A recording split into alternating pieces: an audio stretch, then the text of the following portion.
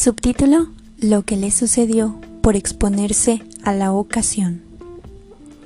Alipo había ido antes que yo a Roma a seguir sus estudios de Derecho, y allá se contagió de una manera increíble y con un encanto sorprendente por los espectáculos de los gladiadores. Veamos cuál fue la razón para ello.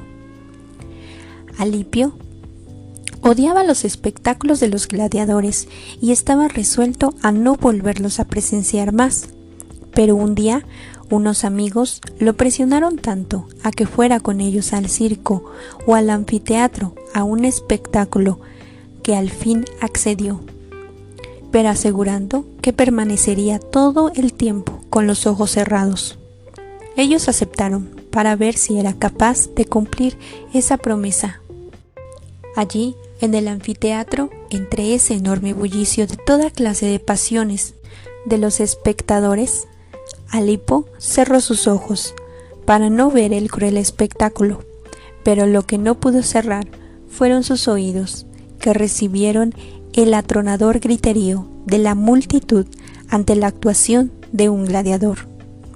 Ante el bramido del público, ya no fue capaz de mantener cerrados sus ojos, y los abrió. Y entonces se desplomó la fuerza de su espíritu. Es que había confiado más en la fuerza de su voluntad que en tu ayuda, Señor.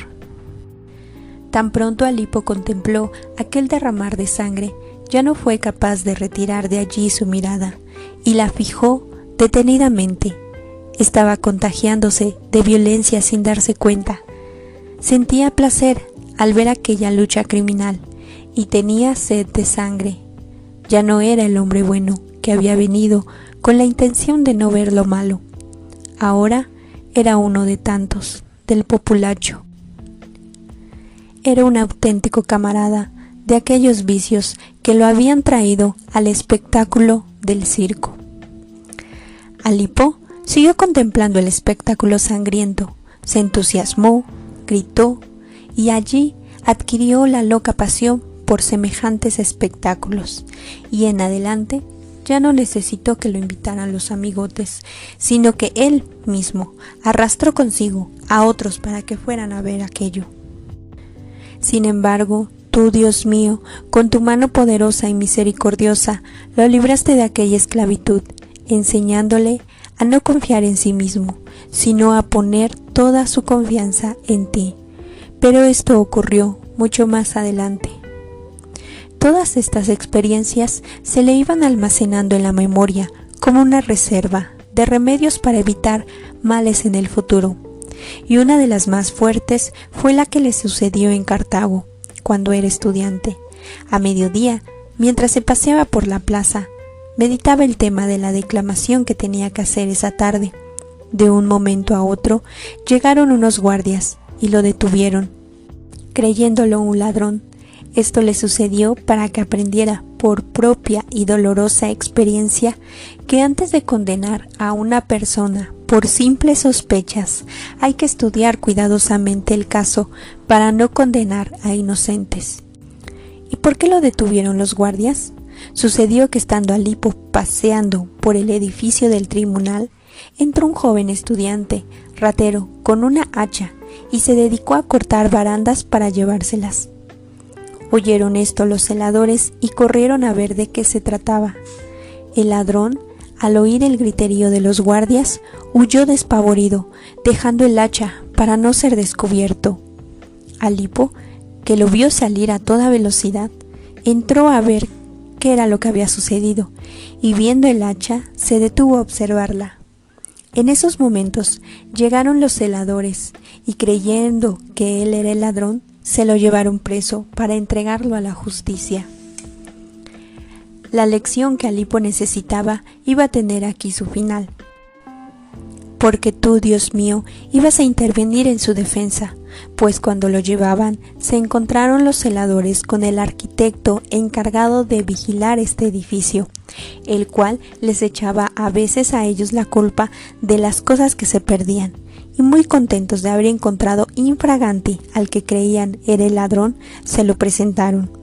Pero el arquitecto, que muchas veces había visto a Alipo en la casa de un senador, a donde él iba también frecuentemente de visita, lo reconoció al momento y tomándolo de la mano, se dirigió guiado por él a la casa del ratero.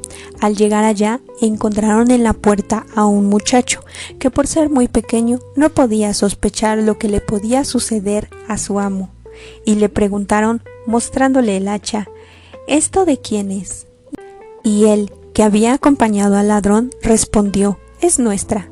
De esta manera se descubrió quién era el verdadero culpable, y Alipo, que más tarde iba a ser sacerdote y dispensador de la palabra de Dios, salió de esta ocasión experimentando y aleccionando.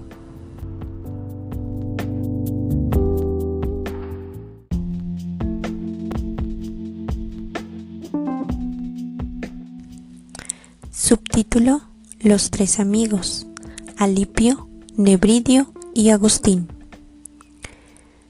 Cuando lo encontré en Roma, Alipio se hizo gran amigo mío y después me acompañó a Milán por dos razones. Una, por no separarse de mí, y la otra, por hacer las prácticas de derecho, carrera que había hecho más por agradar a sus padres que por gusto propio.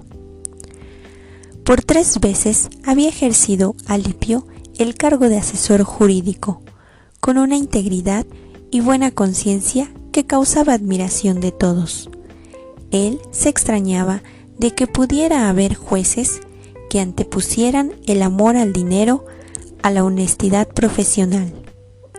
En Roma, hacía Alipio de asesor del encargado de administrar las finanzas del ejército italiano, y le presentó un senador que deseaba hacer aprobar un proyecto que iba contra las leyes de la nación.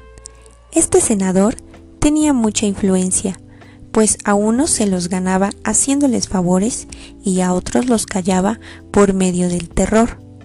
Pero Alipo se opuso totalmente a estos proyectos indebidos. Le prometieron fuertes recompensas si aceptaba el proyecto, pero él las rechazó. Le hicieron tremendas amenazas, pero él no se atemorizó por esto y no cedió a las malas propuestas. Todos se admiraron de su impresionante valor. El mismo juez era contrario al proyecto del senador, pero no se atrevía a oponerse y únicamente decía que no podía aprobarlo porque su asesor jurídico, que era Alipo, se oponía a la aprobación. Y éste aseguraba que si aprobaban el proyecto inicuo, él renunciaría a su cargo de asesor. Lo único que le invitaba a no renunciar era que en ese cargo tenía derecho a conseguir muchos libros, que solo podían conseguir con tarifas rebajadas los empleados judiciales. Pero consultó a quienes sabían y prefirió perder esas oportunidades a tener que aprobar algo que fuera contra su conciencia. Se hacía así acreedor a la promesa de Cristo, quien es fiel y digno de confianza en todas las cosas pequeñas, lo será también en las grandes. Pero si no son fieles y dignos de confianza en cuanto a las riquezas injustas, ¿quién les podrá confiar los verdaderos valores?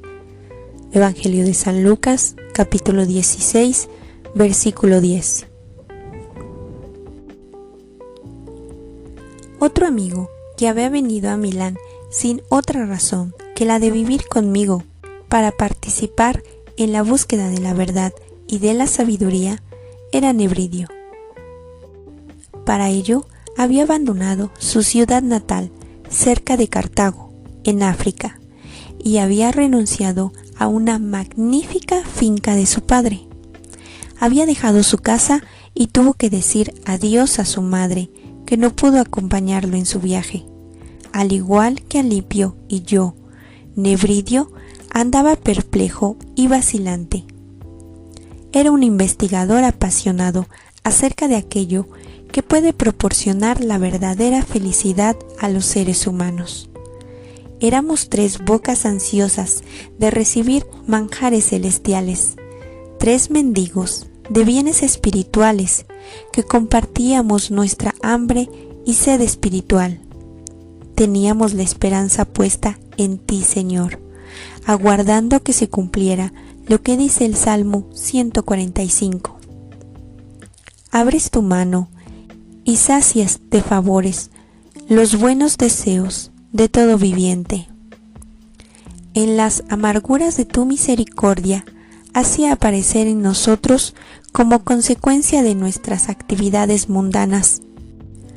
Tratábamos de averiguar el motivo de por qué sufríamos semejantes angustias, pero alrededor de nuestra mente reinaban las tinieblas. Entonces sentíamos disgusto y reclamábamos entristecidos. ¿Hasta cuándo va a durar esta situación? Repetíamos esta pregunta, pero no dejábamos de vivir la clase de vida que llevábamos. No teníamos ni un poquito de luz que nos iluminara claramente qué debíamos hacer si dejábamos el modo de vida que estábamos viviendo.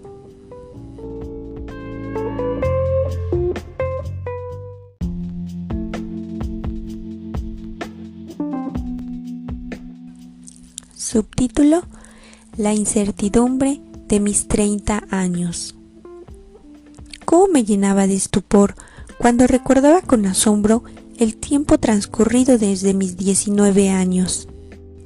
Cuando empecé a arder en deseos de adquirir la sabiduría, cuando decidí que si adquiría la sabiduría, abandonaría todos los deseos vanos y las locuras engañosas de las pasiones. Ahora ya tenía 30 años, pero seguía andando por entre el mismo barro. Estaba lleno de deseos de disfrutar esas realidades presentes que se desvanecían y se evaporaban antes de poder satisfacerme plenamente, y que al mismo tiempo me iban debilitando y desintegrando. En otro tiempo yo me había dicho a mí mismo: pronto encontraré la verdad. Pronto aparecerá con toda claridad la verdad y la aceptaré plenamente. Cuando llegue el jefe de la secta maniquea, Fausto, él sí me aclarará todo.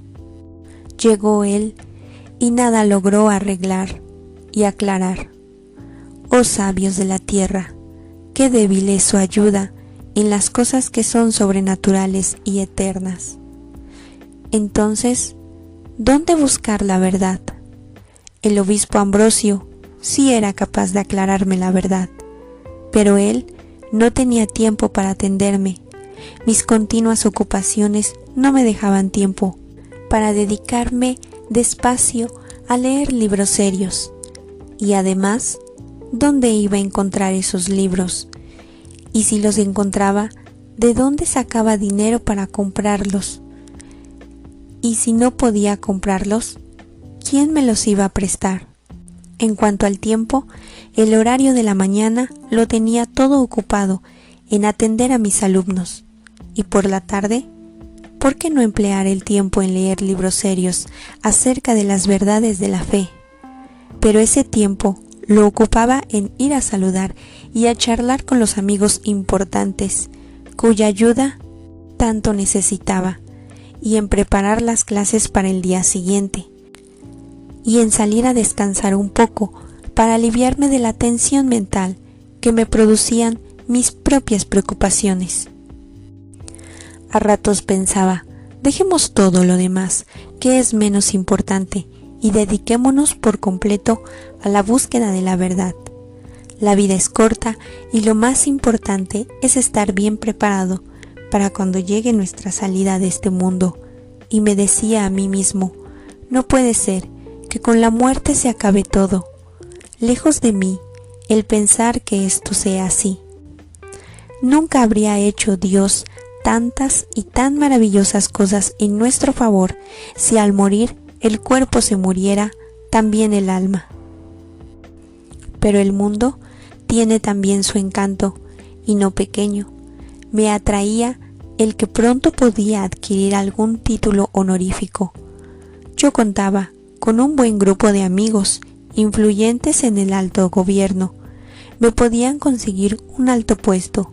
Me podría casar con una mujer de clase rica y esto me solucionaría mi situación económica. Todo esto sería el cumplimiento de mis ambiciones. La historia narra que muchos hombres llegaron a ser muy influyentes y que se dedicaron a la sabiduría, aún estando casados. Todo esto me lo decía yo, y así iba retardando mi conversión hacia el Señor.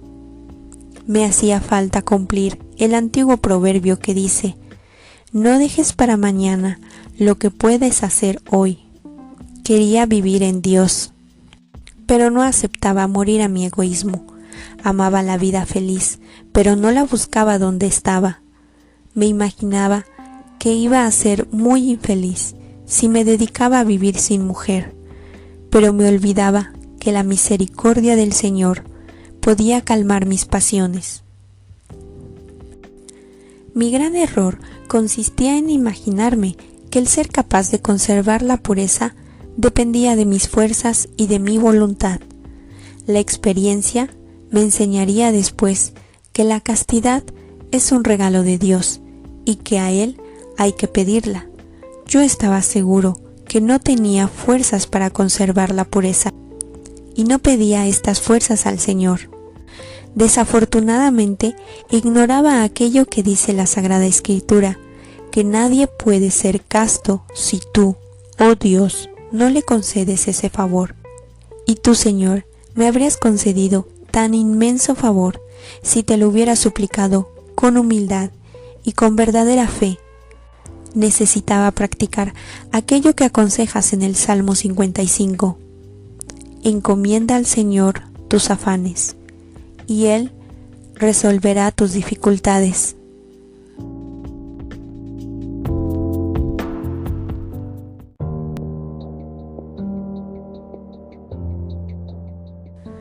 Subtítulo: un dilema, matrimonio o dedicarse a la sabiduría. Alipio me aconsejaba que no me casara ni tuviera mujer, y me repetía con insistencia que si me casaba ya no podríamos dedicarnos libremente a adquirir la sabiduría como lo estábamos haciendo entonces. Él era íntegro, a carta cabal, en cuanto a la castidad.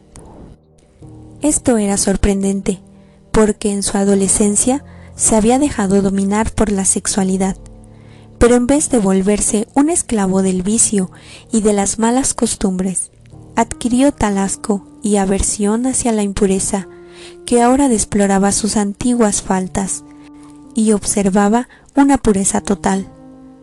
Yo le respondía que muchos grandes personajes se habían dedicado también a adquirir la sabiduría siendo casados y teniendo un hogar, pero yo estaba muy lejos de tener la grandeza de ellos.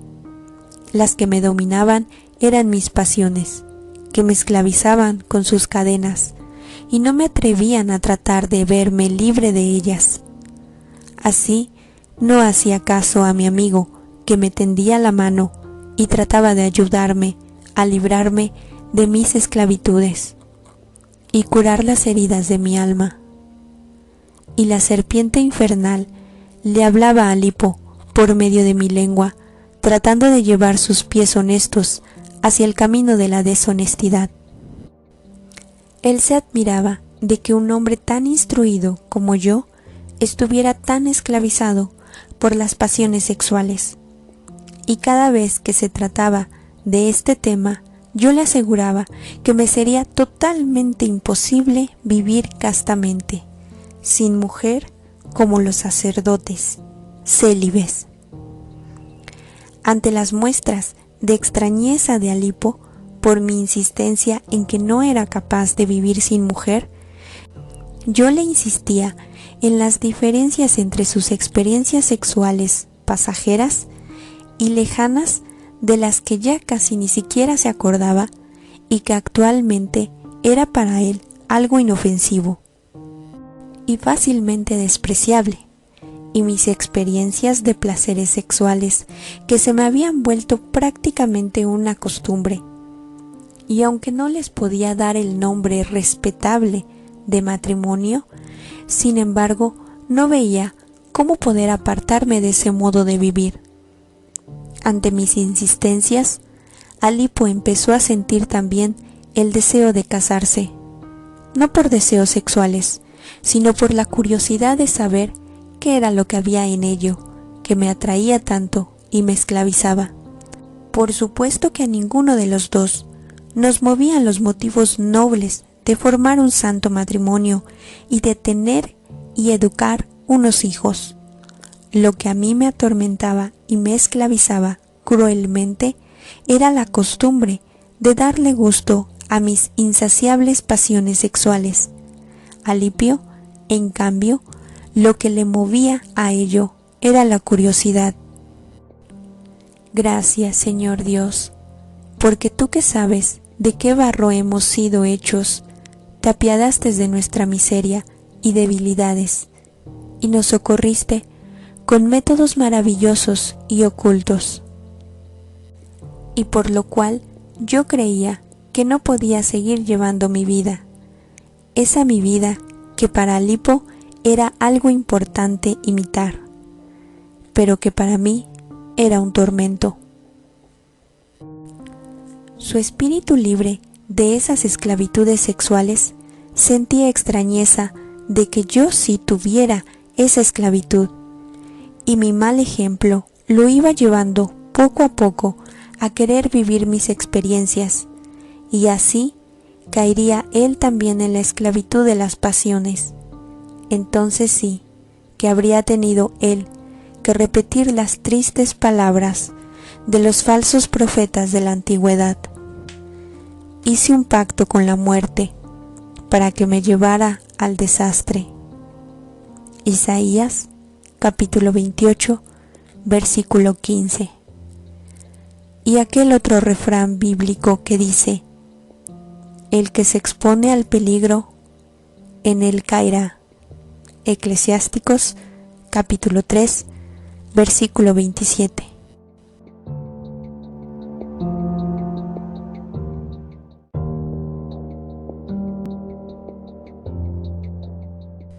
Subtítulo: Mónica prepara la boda de Agustín.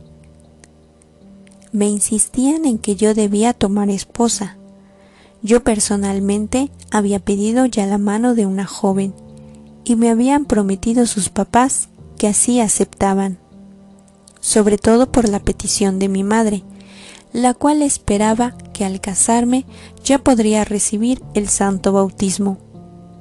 Ella se alegraba al verme cada día mejor dispuesto y veía en mí un nuevo comportamiento, la realización de sus deseos y de sus promesas. Ella, por petición mía, pedía a Dios que le iluminara con alguna revelación qué era lo que debía hacer y hacer. Pero esa respuesta no le llegaba. En verdad que tenía sueños raros, pero se daba cuenta claramente que en ellos no veían mensajes seguros, como aquel de las visiones de la tabla que había tenido en otra ocasión, cuando le fue anunciado que a donde ella estaba en la fe, llegaría yo también. Sin embargo, seguía insistiendo para que yo contrajera matrimonio, pero como a la joven de la cual se había pedido la mano le faltaban 2 años para llegar a la mayoría de edad, había que esperar. Subtítulo: Proyectos de vida común de los amigos. Un numeroso grupo de amigos teníamos pensado, después de comentar los problemas y peligros de la vida humana, vivir dedicados más a lo intelectual y espiritual que a lo material, apartados de la gente. Ya casi lo teníamos decidido, lo habíamos programado de la manera siguiente: todos nuestros bienes los pondríamos en común, formando un patrimonio único, de modo que nada fuera de este o de aquel, sino que todo fuera de todos y de cada uno. calculábamos la posibilidad de asociarnos con esta finalidad unas 10 personas. Entre ellas había gente rica, en especial nuestro querido Romaniano, muy amigo mío desde la niñez, a quien graves asuntos le habían traído a consultas en la recaudación de Hacienda.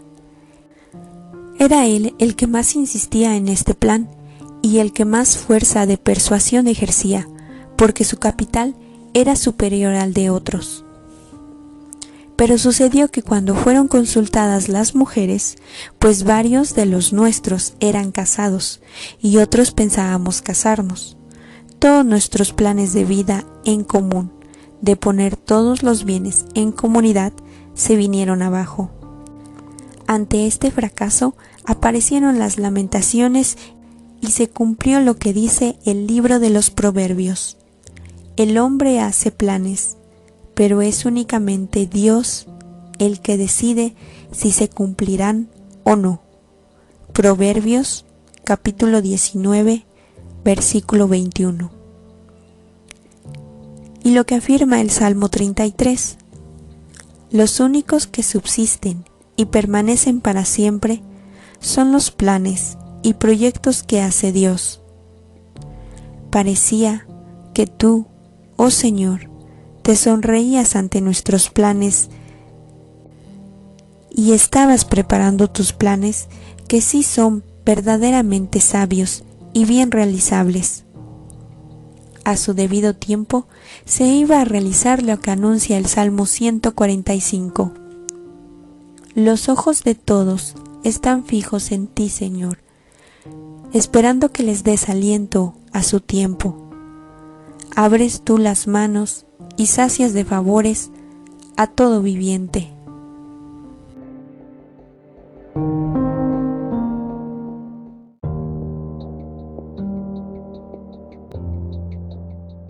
Subtítulo: Otra mujer en la vida.